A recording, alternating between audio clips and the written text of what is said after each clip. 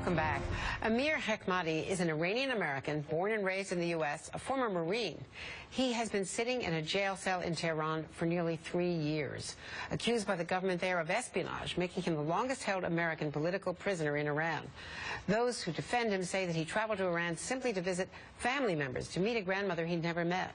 And there are many people defending him, including Congressman Dan Kildee, who spoke on the House floor just this past Wednesday. 1,000 days in prison. Holidays have passed. We experience every one of these days, the changing of seasons. For all of us, we take these moments, these passages for granted. For Amir Hekmati, every day is the same. Every day he's in a cell. It is time, long past time, for Iran to do what's right and to Amir Hekmati so he can come home and be with his family. Congressman Dan Kildee of Michigan joins me now. Congressman, thank you very much, and we wanted to talk to you about this, and especially going into Memorial Day weekend.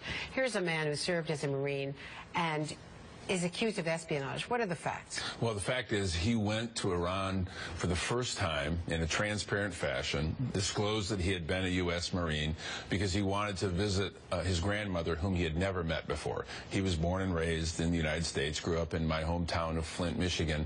So he simply was there to visit family, retrace his roots. And because of his background, apparently, the Iranian government apprehended him, initially sentenced him to death.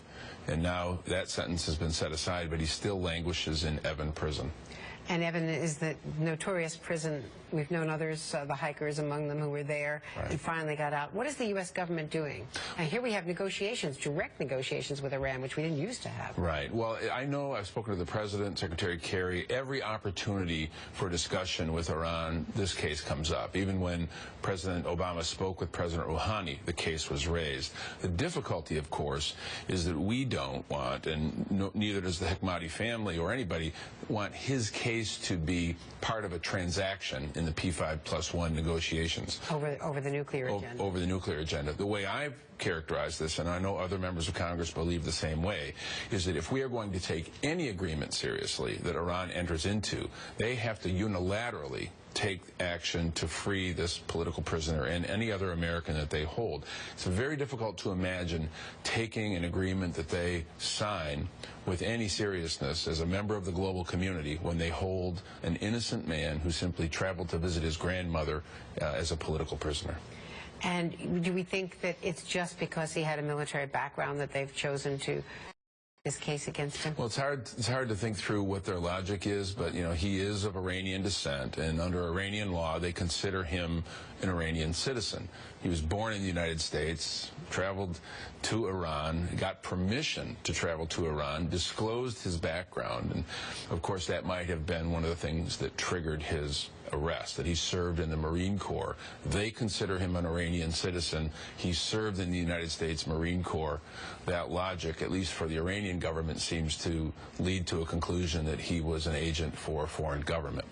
You know, we see what happened this week with the video, the happy video, where these young people were performing without headscarves and got arrested. They got released, but the director of that video is still in jail, we're told.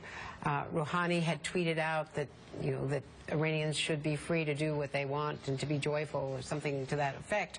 But there does seem to be this real push-pull between the Rouhani reformers and the old guard, in fact, the Revolutionary Guard, the military unit that controls a lot of the economy, controls a lot of the court decisions. I think that's right. Many Americans have sort of a one-dimensional view of Iran, and I think it's important for us to understand that there's a political spectrum in Iran as well. It may not be as broad as the political spectrum that we see here in the United States, but to the extent that President Rouhani is a moderate, at least in that context, we do need to offer opportunities and encourage them to step toward the global community, rejoin the international community. It's going to be hard to take that seriously until they release Amir Hekmati and any other American that they're holding. Well, thank you for everything you're doing to try to get him out. Thank you. Congressman Dan Kildee. And coming up here, battle to 2014.